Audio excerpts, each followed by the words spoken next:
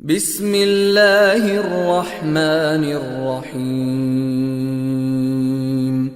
إذا زلزلت الأرض زلزالها وأخرجت الأرض أثقالها وقال الإنسان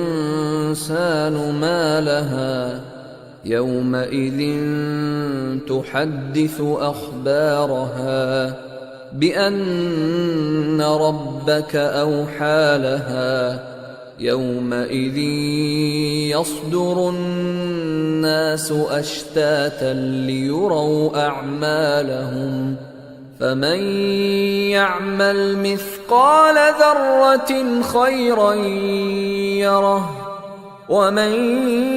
يعمل مثقال ذرة